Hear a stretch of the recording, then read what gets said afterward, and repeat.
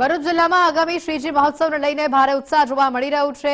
પંડાલોની અંદર અવનવી થીમની સાથે ઇકો ફ્રેન્ડલી પ્રતિમાઓનું આકર્ષણ વધ્યું છે। પશ્ચિમ બંગાળથી આવેલા કુશળ મૂર્તિકારોએ ભરૂચની શ્રમણ ચોકડી નજીક ધામા નાખ્યા છે। આ કલાકારો ઉત્સવના 3 મહિના અગાઉથી પવિત્ર નર્મદા નદીની માટી અને સૂકા ઘાસનો ઉપયોગ કરીને આકર્ષક શ્રીજી પ્રતિમાઓનું નિર્માણ કરે છે। પર્યાવરણની જાળવણી અને નર્મદા શુદ્ધિના ઉદ્દેશની સાથે તૈયાર થતી 1 થી 7 ફૂટ સુધીની આ પ્રતિમાઓની માંગ વર્ષો વર્ષ ખૂબ જ વધી રહી છે। 10 દિવસથી પૂજા અર્ચના બાદ આ જ નદીની માટીથી બનેલી પ્રતિમાઓનું વિસર્જન કરવાથી જળચરોને પણ કોઈ જ નુકસાન થતું નથી। ભરૂચ જિલ્લામાં ગણપતિ મહોત્સવને લઈને માહોલ જામી રહ્યો છે। ખાસ કરીને વાત કરવામાં આવે તો તંત્ર દ્વારા પણ પીઓપીની પ્રતિમાઓ પર પ્રતિબંધ ફરમાવવામાં આવતો હોય છે। ભરૂચ જિલ્લામાં છેલ્લા ઘણા સમયથી પશ્ચિમ બંગાળના જે મૂર્તિકારો છે તે ભરૂચમાં ધામા નાખી અને નર્મદા નદીની પવિત્ર માટીમાંથી શ્રીજીની પ્રતિમાઓનું નિર્માણ કરતા હોય છે। તમે જોઈ રહ્યા છો ભરૂચ જિલ્લાની વાત કરવામાં આવે તો માટીની પ્રતિમાઓ તૈયાર કરતા હોય છે અને ખાસ કરીને માટીની પ્રતિમાઓ નર્મદા નદીમાં વિસર્જિત કરવાથી વહેલી તકે ઓગળી જતી હોય છે અને નર્મદાને નુકસાન કરતી નથી। ખાસ કરીને ભરૂચ જિલ્લામાં નર્મદા નદીની માટીની પ્રતિમાનું ચલણ વધ્યું છે। મોટા પ્રમાણમાં પશ્ચિમ બંગાળના મૂર્તિકારોએ નર્મદા નદીની પવિત્ર માટીમાંથી સતત પ્રતિમાઓ બનાવી છે। લોકો બુકિંગ કરાવી રહ્યા છે, આયોજકો બુકિંગ કરાવી રહ્યા છે। ખાસ કરીને વાત કરવામાં આવે તો પર્યાવરણ બચાવવાનો સંકલ્પ સાથે નર્મદા નદીની જે માટી છે તેમાંથી પ્રતિમાઓ બનાવવામાં આવી રહી છે। આપણી સાથે મૂર્તિકાર છે, पश्चिम बंगाल से। जो आप प्रतिमा बनाते हो, कैसे बनाते हो और इसका वजह क्या है?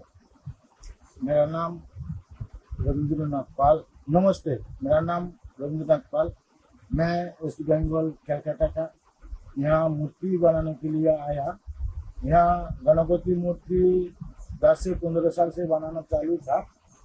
अभी जो गणपति बनाया तो पहले उसका घास, साल का जो घास मिलेगा वो घास से पूरा शरीर का डिजाइन हो जाएगा। उसका ऊपर उसका काले मिट्टी पहले लगाएगा। काले मिट्टी लगाने के बाद वो सूखेगा तो दूसरी वो नर्मदा का मिट्टी लगाएगा उसका फिनिशिंग के लिए। नर्मदा मिट्टी में पीला मिट्टी होगा और नर्मदा का जो विसर्जन करेगा तो 1-2 घंटा में पूरा मूर्ति बिगाड़ जाएगा। इसलिए मिट्टी का जो आप पूजा करेगा तो अच्छी होगा और नदी अच्छी रहेगा। इसलिए पूजा करने में मिट्टी का मूर्ति अच्छी होगा। खास बात करें तो આપણી સાથે આયોજકો પણ છે, ઘણા જે શ્રીજીની પ્રતિમાઓ બુક કરાવી રહ્યા છે। ખાસ કરીને રંગકુટી સોસાયટીના રહીશો હોવાનું માનવામાં આવે છે। શું માનો છો, પ્રતિમા કેવી રીતે બુકિંગ કરાવી છે અને વધારે તો આ પ્રતિમામાં તમને ફિનિશિંગ કેવું મળે છે? અમે છેલ્લા 5 વર્ષથી અંદર મૂર્તિનું બુકિંગ કરાવીએ છીએ અને એમાં એવું છે કે પ્રકૃતિને ધ્યાનમાં રાખીને અમે લોકો માટીની પ્રતિમા બનાવડાવીએ છીએ। એમાં આમનું કામ બી એટલું સરસ છે, છેલ્લા 5 વર્ષથી મન બી સંતોષ થાય છે અને બાપાને જોઈને પણ મન થાય છે। તો અમે લોકોએ આ વર્ષે બી નક્કી કર્યું છે કે એમને એ તો મેઇન બેંગોલી છે, દુર્ગા માતાના કારીગર છે, ગણપતિનું થોડું ખવાય છે, પણ અમે ધીરે ધીરે એમને શીખવાડતા જઈએ પણ અમે બનાવે છે, બધાની માટીમાંથી બનાવે છે। એટલે અમે લોકોએ એટલા માટે લાવીએ છીએ કે આ તમે નદીમાં વિસર્જિત કરો છો એનાથી આપણી નર્મદા નદી પ્રદૂષિત થતી નથી અને આ 1-2 કલાકમાં જ પ્રતિમા ઓગળી જાય છે એટલે આપણને બી પાપ ઓછું લાગે છે। ઇકો ફ્રેન્ડલી પ્રતિમાની સ્થાપના કરો છો, બીજા આયોજકોને શું સંદેશો આપશો? બીજા આયોજકોને બી અમે કહેવા માંગીએ છીએ કે તમે બી આવી માટીની પ્રતિમાઓ લાવો જેથી આપણે પ્રકૃતિ પ્રદૂષિત ના થાય, આપણે નદી પ્રદૂષિત ના થાય, પાણી પ્રદૂષિત ના થાય। કારણ કે પીઓપીની મૂર્તિ લાવીને બી આપણે જોઈએ છીએ કે આ પ્રાકૃતિક કુંડ બનાવે છે, એમાં વિસર્જન કરીએ છીએ।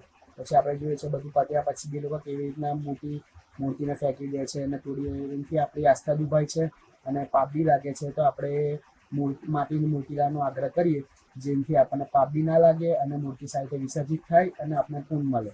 ખાસ વાત કરવામાં આવે તો ભરૂચના પશ્ચિમ બંગાળના જે મૂર્તિકારો છે તે શ્રીજીની પ્રતિમાઓ બનાવી રહ્યા છે, નર્મદા નદીની માટીમાંથી પ્રતિમાઓ બનાવી રહ્યા છે। કલર પણ કાચા વાપરતા હોય છે, જેના કારણે જે નર્મદા નદીમાં જે જળચર જીવો હોય છે તેમને નુકસાન થતું નથી।